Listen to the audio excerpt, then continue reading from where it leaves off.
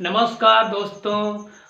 आज मैं UP triple SC पेट का जो एग्ज़ाम है उसका जो 16 अक्टूबर 2022 का पेपर है उसको थोड़ा सॉल्व कराएंगे। देखेंगे कि आखिर हमारा ये पेपर आया कैसा, इसका पैटर्न क्या है। तो पैटर्न की बात करें तो पैटर्न हमारा एनसीईआरटी से ही है। अगर आप एनसीईआरटी की बुक पढ़ेंगे तो मेरे हिसाब से आपका पेपर अच्छा हो। एनसीईआरटी आपकी 6 से आप 10 तक पढ़ लेते हैं तो आपका हिस्ट्री का कोई भी क्वेश्चन नहीं जाएगा। और बात मैथ की करें तो मैथ भी आपकी बहुत ही सरल थी, ज़्यादा कोई टफ नहीं थी। पेपर कुल मिला के अच्छा ही था। तो कुछ आपके मैथ के क्वेश्चन हैं जो शायद आपको डाउट होगा कैसे लगे होंगे कैसे नहीं लगे होंगे, तो उनके बारे में आज हम चर्चा करेंगे। देखते हैं आपका मैथ का आज का। मैथ भी आपकी यहाँ कोई टफ नहीं थी, आपको लग रहा होगा टफ होगी, लेकिन मेरे हिसाब से मैथ भी आपकी बहुत ही सिंपल थी। तो पेपर मेरे पास है। पेपर आपका है फर्स्ट शिफ्ट का है 16 अक्टूबर का। इसमें दिया गया 16 2 घंटे का पेपर होगा। पेपर के टाइम अगर टाइमिंग आपने मैनेजमेंट कर ली, टाइम बहुत मायने रखता है। अगर टाइमिंग मैनेजमेंट कर ली तो आपके लिए पेपर ज़्यादा टफ नहीं है। तो पेपर ज़्यादा हो कि पहले पूरा पेपर उस तरफ से करें जिधर से आपका सिंपल पड़ता है, नहीं तो आपके बहुत से क्वेश्चन छूट भी सकते हैं। तो जैसे आपके मैथ के कुछ क्वेश्चन हैं जो आपको लगता है कि हमारे लिए टफ होंगे। पहला क्वेश्चन आपका आया था 19 का कितना परसेंट 7.6 होगा। 19 का कितना प्रतिशत, ऐसे ही क्वेश्चन आएगा। सिर्फ संख्याएं आपकी बदले होंगी, बाकी पेपर ज्यादा टफ नहीं आ रहा है। तो 19 का कितना परसेंट आपका 7.6 होगा। ये आपके आंसर में लिखे हैं 35% है या 48 है या 40 है या फिर 60 है। तो किसी के लिए ये क्वेश्चन बहुत ही सरल है, लेकिन किसी के लिए बहुत ही टफ है। कितना परसेंट है, कितना घुमा के पूछा गया है। तो 19 का कितना परसेंट आपका 7.6 है। तो आपका 19 का मान लो x% है, कितना है और कितना है 7.6। अभी 19 को ले जाओ आप डिवाइड में, तो 7.6/9 और आप यहाँ पर परसेंट है तो 100 का मिनट, 19 चौको 76। तो आपका हो जाएगा 100, टोटल आपका हो जाएगा 40। कितना परसेंट, किसी को परसेंट में बदलेंगे 40 घंटों 40। ऑप्शन आपका कौन सा सही है, ये। तो इस प्रकार आपका क्वेश्चन आया, घुमा कुछ नहीं था, आपको थोड़ा घुमा के पूछ दिया है। नेक्स्ट क्वेश्चन आपका है, यहाँ पर पूछा गया अभाज्य संख्याओं का औसत। सारे क्वेश्चन आपके छोटी छोटी क्लासों के क्वेश्चन हैं। अगर आपने वो मैथ लगा दी तो आपको कोई दिक्कत नहीं होगी। बस अगला क्वेश्चन 60 और 80 के बीच अभाज्य संख्याएं कौन सी, अभाज्य संख्याएं। आपको अभाज्य संख्याएं नहीं पता होने। अभाज्य संख्याएं वे संख्याएं जो अपने ही टेबल से ही भाग जाए और किसी दूसरे से भाग ना जाए। अभाज्य संख्याओं का औसत।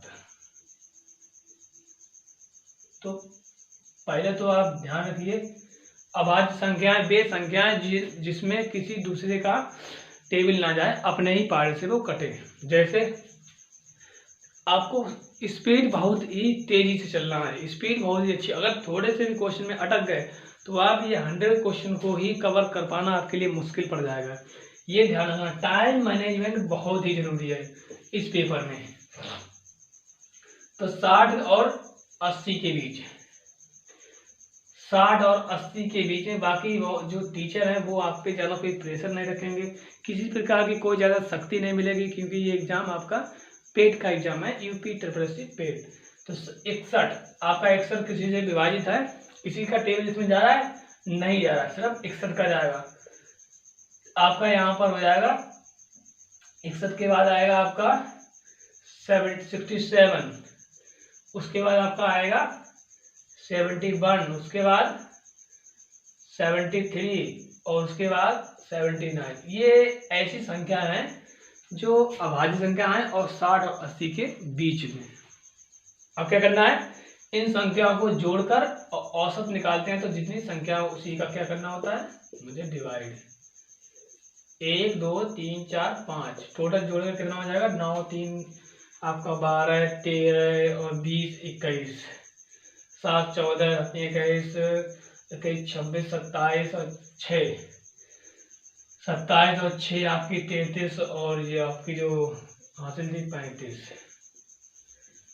तो कितना हो जाएगा 500। तो 35 पूरा पूरा कट गया, 0 बढ़ाया 10 बढ़ाया 5 में 10 70.2। आंसर कितना आया 70.2। तो इसमें ऑप्शन आपके थे 4 ऑप्शन थे, 4 ऑप्शनों को मैं लिख देता हूं। एक था 73.2 72.2 70.2 71.2। तो आपका ऑप्शन कौन सा सही है, ये देख रहे। क्वेश्चन कुछ नहीं है, क्वेश्चन ही बहुत सरल, लेकिन क्या है टाइम मैनेजमेंट। तो टाइम का बहुत ही ध्यान रखें। सारे क्वेश्चन पहले पढ़ लें, और पढ़ लें क्या, आप क्वेश्चन को पेपर से पीछे से सॉल्व करें। पीछे से सॉल्व करें तो पीछे आपका क्या होगा, हिंदी दिया जाएगा। हिंदी को पहले, क्योंकि वो तो आपका हिंदी है, बहुत जल्दी होगा। पता चले कि आप लग गए रीजनिंग में लगाने लगे और आपका पेपर छूट गया, तो पहले आप जो आता है वो कीजिए, नहीं तो आपका पेपर छूट जाएगा। अगला क्वेश्चन ऐसे ही है, कौन सी भिन्न है जो बड़ी है। एक आप 63/80 70, दूसरी आपकी 17/8 13/16 31/40। तो आपको क्या करना है, ये सारी आपको भिन्न देगी। अब पूछा है कि कौन सी आपकी भिन्न बड़ी है। क्या करना है, कुछ नहीं करना है, आप इसके हर को बराबर कर दीजिए। हर नीचे वाला 18 है, इसमें 10 का गुणा कराइए, इसमें 10 का गुणा कराइए, ये आपका 70/80 हो जाएगा। इसमें आपका क्या करना है, 80 करना है, 5 का करा दीजिए, 5 का आंसर में करा दीजिए 65/80। इसमें भी सेम 2 का गुणा कराइए, 2 का कराइए, तो 62/80। और ये तो आपका 80 वही नीचे। तो आपका ये नीचे वाले जो हर है वो बराबर आ गया है। तो बस अब ये हर बराबर आ चुका है, तो इसका मतलब है जो संख्या इसमें बड़ी हो उसे टिक कर देंगे। ये कौन सी आपकी 70 की 70/80 मतलब 7/8। क्या था, कुछ नहीं था। कौन सी भिन्न बड़ी है बताओ, ऐसे से क्वेश्चन। नेक्स्ट आपका क्वेश्चन है अगला, बहुत ही अच्छा इंटरेस्टिंग क्वेश्चन है। ये ऐसे क्वेश्चन है जो आपको मिनिमम 10 सेकंड लेने हैं, एक क्वेश्चन में 10 सेकंड।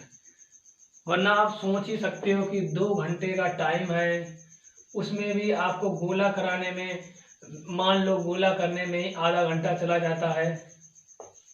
अगर 100 क्वेश्चन में अगर आप गोला करेंगे तो आधा घंटा मान लो चला गया। बाकी रोल नंबर अनुक्रम नंबर ये भरने में बचा क्या 1 घंटा। एक मिनट में एक क्वेश्चन, रीजनिंग के कितने क्वेश्चन है, तो टाइम मैनेजमेंट बहुत जरूरी है। अगला क्वेश्चन आपका मैथ का है। दिया है 6.73 का क्यूब माइनस 4.38 का क्यूब, अपान में दिया गया। बहुत ही अच्छा क्वेश्चन है। वो ऐसे ही आते हैं क्वेश्चन, ऐसे आएंगे, सिर्फ संख्याओं में ही डिफरेंट होगा और कुछ नहीं।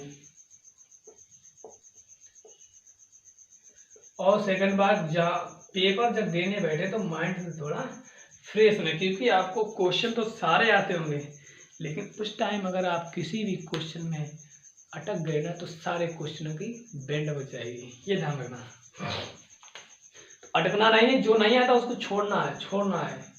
जो नहीं आता है, जो आता है उसको तो करना ही है, बाद में आपका जब टाइम मिले तब उसको कर देना है। देखो इसका क्यूब क्या होता है, इसका अब आपको पता ही है हमको क्यूब क्या होता है। क्यूब क्या होता है, क्यूब इसका अगर आपको पता तो एकदम लगाएंगे 17 - 3 4.3/8, और अंदर में जो लिखेंगे वो यही संख्या होगी, ये संख्या लिखेंगे अंदर। तो ये और ऊपर आएगी वो कट जाएगी, बचेगा आपका ये, और इसमें से माइनस कर दो, जो आपका आंसर होगा वही होगा। 13 में 5 बचे, 4 में 6 में 3 बचे, और 6 में 2 2.35 आंसर आपका आ गया। सी ऑप्शन है इसमें। आपके और भी ऑप्शन दिए गए हैं, लेकिन आपका आंसर करेक्ट क्या है 2.35। देखें अब ये आप इसे लिखा, फिर इसको भी लिखेंगे, फिर काटेंगे, ये क्या है? ये तो आपका जैसे कोई पेपर एग्जाम लेते हैं लॉन्ग शॉर्ट, उसमें होता है। इसमें क्या है? इसमें आपको टाइम मैनेजमेंट देखना है। इसमें क्या है? अगला आपका है अनिल का पर्यायवाची शब्द। अनिल क्या होती है? अनिल, ये तो हिंदी है। कोई अनिल का पर्यायवाची तो आपको पता है क्या होना चाहिए? पवन। ऑप्शन आपका कौन सा है? पवन। पवन है, पवास है, चक्रवात है, अनल है, पवन। अगला क्वेश्चन आपका गुप्त का अर्थ, गुप्त का विलोम, गुप्त का विलोम। तो आपका गुप्त का ए में है आपका गूढ़ होता है, बी है जानना, और सी है निष्ठ, निष्ठ, और डी है प्रकट। तो गुप्त मतलब गायब होना, प्रकट मतलब उत्पन्न होना। कितना सरल है, प्रकट। अगला क्वेश्चन है सद्भावना। कितना अच्छा है सद्भावना की। ये तो बहुत बच्चों ने गलत भी कर दिया होगा मेरे हिसाब से। सद्भावना की संधि विच्छेद क्या होगी? संधि विच्छेद, संधि विच्छेद पढ़ा ही नहीं होगा कभी, तो क्या होगी इसकी संधि विच्छेद? सत प्लस भावना। इसमें ये विसर्ग का काम करता है, ये होता है ये। अगर आप पढ़ेंगे हिंदी तो आप देखेंगे इसको भी दिया गया है हिंदी की, एनसीईआरटी हिंदी पढ़ना। ये बताओ ऐसे ऐसे क्वेश्चन है।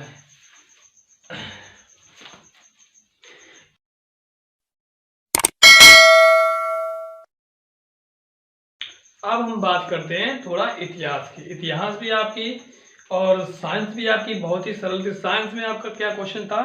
सबसे पहले ये साइंस में था, एक हॉर्स पावर, एक हॉर्स पावर किसके बराबर होता है? एक हॉर्स पावर किसके बराबर होता है? कितने घंटे के बराबर होता है? क्वेश्चन आपका जो 16 अक्टूबर 2022 का पेपर है, इसी को हम आपको बता रहे हैं।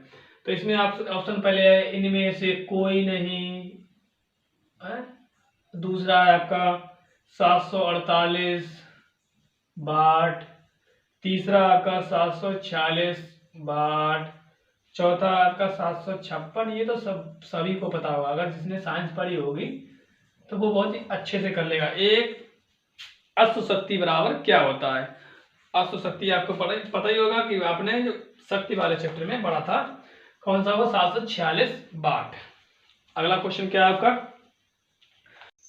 रासायनिक क्रिया नहीं है। तो भोजन का पाचन आपका रासायनिक क्रिया है। भोजन पचने के बाद भोजन को प्राप्त कर सकते हैं? कभी भी नहीं। अगला क्वेश्चन, कोयले का जलना। तो कोयले एक बार जल जाएगा, कोयला कार्बन में बदल जाएगा, तो कोयला बना सकते हैं? नहीं। कागज का जलना, इसी प्रकार अगर कागज जल गया तो कागज को आप प्राप्त कर सकते हैं?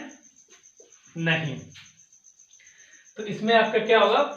पानी से भाप, पानी से भाप का बनना, ये आपका क्या हो गया? भौतिक परिवर्तन। तो रासायनिक परिवर्तन, ये सारे तीनों रासायनिक, ये आपका भौतिक परिवर्तन हो गया। अगला क्वेश्चन देखेंगे। अगला आपका क्वेश्चन है भारतीय जो पंचायती राज व्यवस्था कितने स्तर होते हैं? तो आपके 3 होते हैं। पंचायती राज व्यवस्था के जो आपके पंचायती राज व्यवस्था होती है उसके स्तर कितने होते हैं? 3। कितने होते हैं? 3। अगला है फ्लोएम, एक ऊतक है जो पाया जाता है। फ्लोएम एक ऊतक है जो कहाँ पाया जाता है? तो आपके ऑप्शन इसमें दिए गए हैं, कीटों में, स्तनधारियों में, पौधों में, जानवरों के प्रजनन अंगों में। तो आपका ऑप्शन हो जाएगा पौधों में। कौन सा सही हो जाएगा? पौधों में।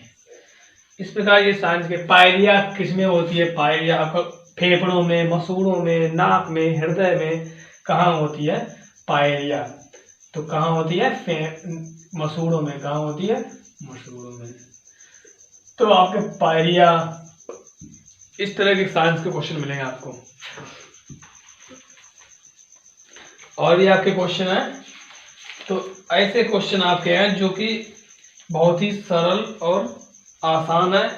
टफ भी क्वेश्चन है। इसी बार में एक क्वेश्चन आया था जो मैंने आपको पढ़ाया भी था, और भी पढ़ाए थे, मैंने जो प्रैक्टिस सेट लगवाए थे उसी टाइप का क्वेश्चन आया, बस आपको उसी टॉपिक को पढ़ना था। हरित क्रांति के जनक माना जाता है, हरित क्रांति के जनक, हरित क्रांति के जनक किसे माना जाता है? एम.एस. स्वामीनाथन, एम.एस. स्वामीनाथन। आसान था क्वेश्चन, बिल्कुल आसान था। लक्षद्वीप की राजधानी, बहुत ही अच्छा क्वेश्चन था। लक्षद्वीप की राजधानी, राजधानी कहाँ होती है? कवरत्ती। कितना अच्छा क्वेश्चन है। अगला क्वेश्चन आपका जो हिस्ट्री का क्वेश्चन है, हिस्ट्री आपकी अगर देखा जाए तो 10th क्लास की जो एनसीईआरटी का जो एसएसटी की बुक है, एनसीईआरटी 10th क्लास की सेकंड चैप्टर से हिस्ट्री के 5-6 क्वेश्चन आए इसमें। अगर आपने हिस्ट्री 10th क्लास की पढ़ी होगी ना तो 5-6 क्वेश्चन वहां से उठे हैं। तो पहला क्वेश्चन है फॉरवर्ड ब्लॉक की स्थापना। हिस्ट्री में आप देखेंगे ये सुभाष चंद्र बोस ने की थी। किसने की थी? सुभाष चंद्र बोस ने की थी। अगला क्वेश्चन आपका है खिलाफत मुद्दे को उठाने के महात्मा गांधी निर्णय के पीछे मुख्य कारण क्या था? मतलब खिलाफत आंदोलन अगर महात्मा गांधी ने स्टार्ट किया था खिलाफत आंदोलन, तो क्यों किया था, इसका रीजन क्या था? तो आपका इसमें रीजन में लिखे हुए हैं क्वेश्चन में। पहला लिखा है इनमें से कोई नहीं। ईसाइयों और मुसलमानों के बीच अधिक एकता लाने के लिए, ईसाई तो उस टाइम थे ही नहीं ज्यादा। हिंदुओं और मुसलमानों के बीच अधिक एकता लाने के लिए हो सकता है। हिंदुओं और ईसाइयों के बीच, ईसाई बात ही नहीं है, तो हिंदू और मुसलमान का जो जनरल डायर या जनरल कर्जन उस समय के, तो उन्होंने क्या किया था, जो रॉलेट एक्ट लगाया था, तो रॉलेट एक्ट लगाया क्यों था और बंगाल विभाजन, दो काम किए थे, रॉलेट एक्ट और बंगाल विभाजन। अगर ये घटनाएं ना हुई होती तो शायद ही आज इतिहास हमारा दूसरा होता है। तो ये घटनाएं ऐसी थी जिसमें लोगों के प्रति एकता की भावना जागृत हुई। ये क्या था, ये उन्होंने लगाया था, जो जनरल डायर उन्होंने लगाया, उन्होंने बोला कि किसी भी व्यक्ति को बिना किसी मुकदमा किए गिरफ्तार करना 2 साल 3 साल की सजा। और ये था जब उन्होंने देखा कि लोगों में एकता बढ़ रही है तो बंगाल को आधा आधा बांट दिया हिंदुओं और मुसलमानों में।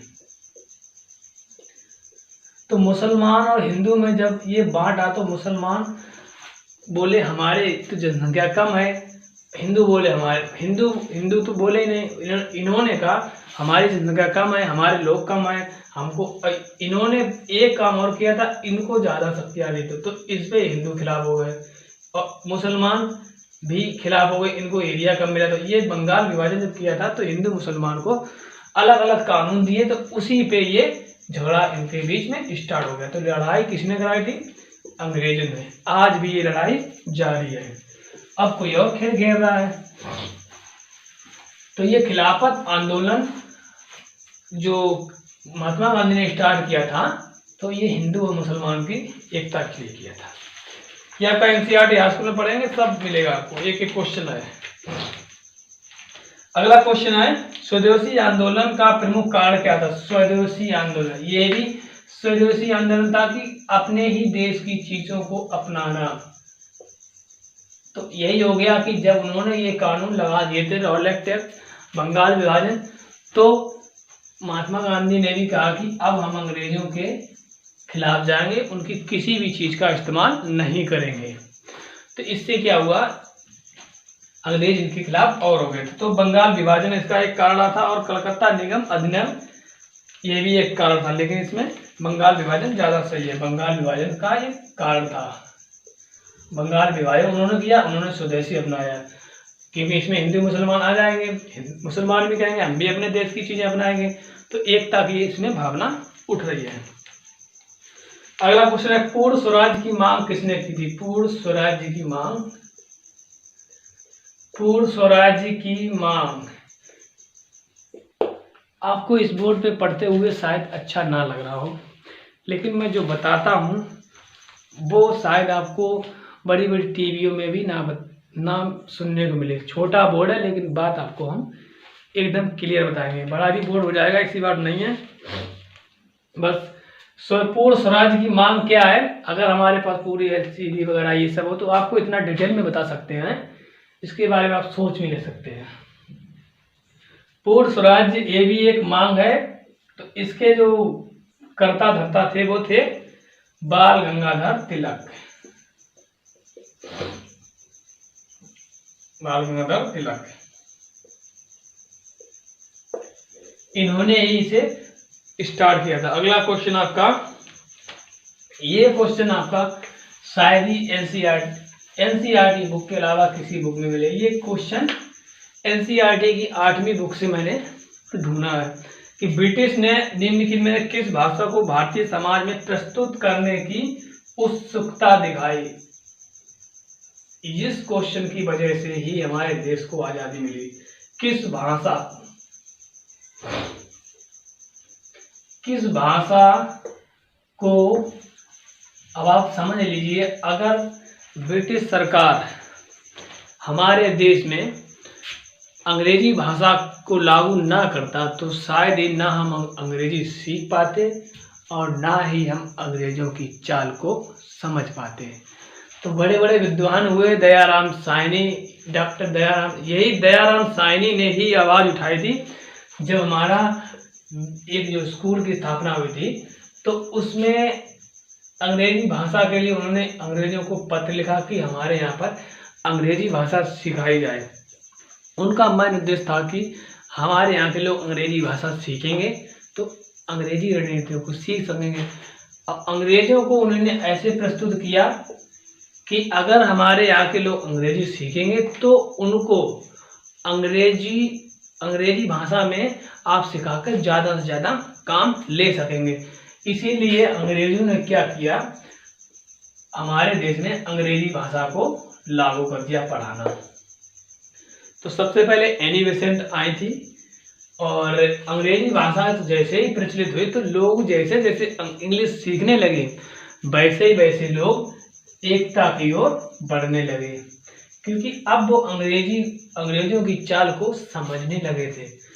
अंग्रेजी अगर आपको आती है तो जैसे ही वो इंग्लिश में बात करते थे वो क्या कह रहे थे वो समझ रहे थे, तो उन्होंने समझ लिया कि ये हमारे जो भारत का विभाजन करने पे तुले हैं, भारत को बांटने में तुले हैं और भारत पे राजगद्दी करने के लिए आए हैं।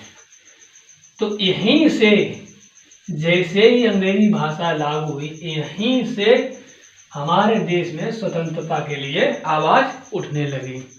तो उस टाइम विश्व युद्ध भी हो रहे थे। दयाराम साहनी और बड़े बड़े जो स्वामी विवेकानंद हुए और आपके बहुत सी स्थापनाएं हो रही थी, आर्य समाज, ब्रह्मा समाज, जो पुरानी रीतियां, पुराने काम काज थे उनको सबको बंद कराया कि ये मत करो, इन पे मत लगो। और इस समय और इस प्रकार उन्होंने इन सब चीज़ों पर ना ध्यान देके उन्हें ज्ञान की बातें बताई, ऐसा है वैसा, तो चारों तरफ हाहाकार मच गया और देश को आज़ाद करवाने के लिए सभी लोग लग गए हैं। इस तरीके से अंग्रेजी भाषा सीख कर ही हम लोगों ने अंग्रेजी हमको भगाया। तो अंग्रेजी भाषा बहुत ही आपकी महत्वपूर्ण है। अगला क्वेश्चन आपका गौरिल्ला, ये देखो गौरिल्ला वाला ये क्वेश्चन बहुत ही इंपॉर्टेंट। गौरिल्ला छापेमारी, अगर गौरिल्ला छापेमारी, अगर हम यहाँ ये मराठा इसमें है, मराठा गौरिल्ला छापेमारी किस सेना में थी? तो मराठों ने मुगल साम्राज्य के प्रति जब युद्ध लड़ा था तो गौरिल्ला रणनीति अपनाई। गौरिल्ला नीति क्या है? इसमें आपके छोटे छोटे जो गुट बना के भेजते थे 5-5, 6-6 सैनिकों के, और ये पीछे से वार करना, ये सब, तो इससे मुगल साम्राज्य को मराठों ने पराजित किया था। अगला क्वेश्चन है, नर्तकी आपकी जो निकली थी हड़प्पा सभ्यता के दौरान, जो नर्तकी निकली थी हड़प्पा सभ्यता की जो नर्तकी थी वो कांस्य प्रतिमा की बनने थी, तकनीक कौन सी थी, किस तकनीक की बनाई गई थी, क्या तकनीक थी? तो आपको बताया पत्थरों की कटाई से, इसमें है मोम लेपी ढलाई, हाथी दान नक्काशी, पत्थर की नक्काशी और लकड़ी की नक्काशी। तो पत्थर की नक्काशी थी, मतलब पत्थर की नक्काशी थी उसमें, ठीक। अगला क्वेश्चन, गौतम बुद्ध का को ज्ञान किस नदी के तट पर प्राप्त हुआ? तो गौतम बुद्ध का ज्ञान किस नदी पे हुआ? को ज्ञान किस नदी पे हुआ? तो ये आपकी नदी हो जाएगी निरंजना नदी। कौन सी? निरंजना नदी, निरंजना नदी। बहुत ही इंपॉर्टेंट क्वेश्चन है। गौतम बुद्ध, आपका गौतम बुद्ध में गौतम समितियां भी, तो इस प्रकार।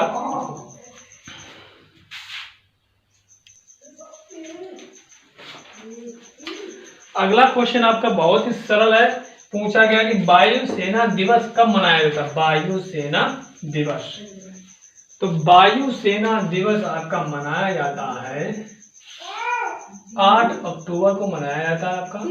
ऑप्शन आपके हैं 8 नवंबर, 8 दिसंबर, 8 फरवरी। तो वायु सेना दिवस आपका